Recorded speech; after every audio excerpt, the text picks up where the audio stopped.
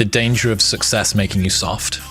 And this must be something that you've battled with over the last few years. Right. More money, more attention, more fame, more free things if you wanted, more opportunities to go places and do stuff with people. Right. How have you dealt with this battle of success not making you soft? You have to cap it. You have to learn to cap success. So what I do is, like right now, I don't like doing podcasts. There's a lot of things I don't do that I have to do now to get the message out there to help people out. And what I mean by capping success, I believe everybody should live their life. So everything that someone says in life, take it with a grain of salt.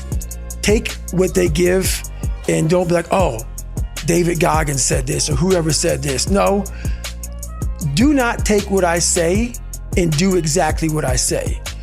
So for me, what makes me who I am, because my mission is very different than yours or anybody else's. I have to go into a situation knowing, okay, I'm a guy who wants to make people better. For people to get better, I have to continuously get better myself. For me to do that, I can't just say, oh, I have this resume, the resume is there forever, I'm good. I have to cap my success, because for me to help people out, I can't just say I did it once and I'm good. I have to continue to reinvent the wheel of the mind and figure out more and more ways for you to pull. Because if I have a cookie cutter message, it may hit 5 people out of 25. You just failed. My message needs to be in a way where I can hit all 25 people. It needs to be broad enough to where all 25 people may not like the message, but they're getting something from it. And that is evolution. You must continue to evolve. And you don't evolve, for me, in my job, unless I cap myself somewhere and say, okay, you made this much money, get back to fucking work. It's time to get back to work. Stop hearing yourself talk. Get off the podcast. Don't be on social media too much. Cut out all the fucking noise. Get back to the fucking mental lab, because that's where the knowledge came from. So for me, I must cap myself so I can come back with better, more unique knowledge versus all that cookie cutter knowledge that's out there. That's why people buy the books I have, because it's not cookie cutter. It's real knowledge. The other thing now is, when you first started, you were a lone ranger. Right.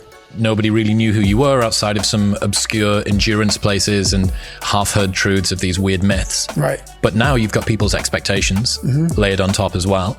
So not only have you got to deal with success potentially making you soft, so you've got to cap that. You've got to say no to more money and opportunities and cool people. Right. You've also got this extra layer of expectation that's coming through from other people too. And I think that you talk about trained humility in the new book too. I've got to presume that fits into this equation. Right, it fits in big time. And that's one big reason why I do fight fire. Because all the knowledge for myself comes from that place. It doesn't come from the place of success. My knowledge does not come from the place of, because for me, I built Goggins from the ground up. I was born David Goggins. David Goggins wasn't good enough. He was a scared, bullied, abused kid who struggled in life. And that kid, whenever something got tough, no matter how hard I trained, no matter how ready I was, whenever something got tough for me, David Goggins, the real David Goggins, would come out and he would quit.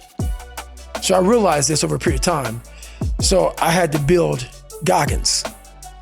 And in that process, I had to go back to that mental lab. And that mental lab is at scratch. That mental lab isn't that trained humility. And so that's where I get better. I get better when I'm digging holes in the ground, when I'm waking up early knowing I don't have to do these things. That's where I get better. So it's important to stay hungry. It's important to stay hungry, but it's important more to stay humble within that hunger. So while you're hungry, a lot of people are hungry, but humility is everything. What was that story about William Crawford, the janitor? Yeah. So this guy won the Medal of Honor. So he won the Medal of Honor, and which is the highest award in the military. And this guy went to the Air Force Academy, and he was a janitor. And no one knew who the fuck this man was. He had the highest award in all the military for heroics, for heroics, saving lives, putting his life on the line. Could have been killed. And he is now basically, cleaning shitters for young kids. And we can all imagine how that probably went. There's probably some, little bit of taunting here and there. And he just sat there and cleaned the shitter. So that's why he's in my trained humility part, because for this man to be at the level he was and have that kind of humility to go, I'm a Medal of Honor winner, but I'm gonna put that in my closet, and I'm gonna pick up my broom and dustpan, and I'm gonna pick up, this rag and clean this shit for these young men. That right there is amazing for me, man. That's where you grow. That's growth, huge growth. And also it shows that he was doing his job. He was a servant. He didn't look at himself any better than anybody else. And the second you do that, you totally lost. You cannot look at yourself like people with me even. I always look at people. I know where you are. I know where, because I've been there. That's why I help so many people out. I've never been above you. I've always pretty much been beneath you, and that's where my knowledge came from. So I know how to reach those people who are in the dungeon, because I've been there so many times. Speaking of getting too soft, did you see that there was a news story that came out recently about the treatment of SEALs during their selection process? Do you see this? Yeah, I saw it. Yeah, they were getting sprayed with tear gas whilst they were on the ground, and they were made to sing happy birthday so that they couldn't hold their breath while it was happening. Right. And there was a quote from this guy, I think this type of training is really senseless, said Sven Hjort, a Duke University associate professor who studies tear gas and its effects. It looks more like a form of hazing. Right. I see all that. Trust me. Like I said, I'm not going to sugarcoat anything. I understand that guy. I understand exactly where you're coming from. That is your personal opinion, and I totally get that. But there's very few people in this world who want to do a job like that. And it takes a different kind of mindset. Is it tear gas appropriate? I don't know. How hard that training is, I don't expect anybody to understand it, but 1%. But the loud voices of this world are the 99% who don't understand exactly what you have to do. That's why when I speak and you don't understand me, it's probably a good thing. Because that probably means I'm in an area of life that you're not in, which is fine. That's why I don't judge people. And this guy right here judging that, unless you've been there and done that, and you really can't speak about it unless you're in those situations that are so hard that takes a special human being to get through them. I think it's the same kind of feeling that I get when I heard about Elon Musk telling the employees at Twitter, we're going to ask you to work harder than you've ever worked in your life. Yeah. This is a place, Twitter is now a company where people can go if they want to be in the top 0.0001% of hardworking programmers and software developers on the planet. That's right.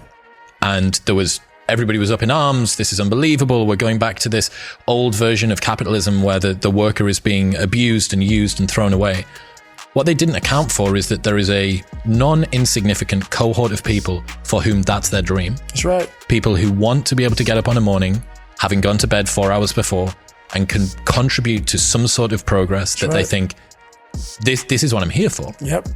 And it's the same with the SEALs. If you're not the sort of person that is built to go through selection, it's like speaking a different language. That's it. And that's why I don't try to convince people otherwise.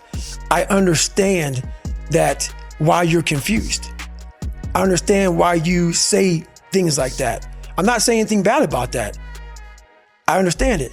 But also, what you don't understand, what you fail to understand, is the other side, that you need people like that. You need the Elon Musks. You need the David Goggins. You need some of these Navy SEALs, some of these other people. You need those people.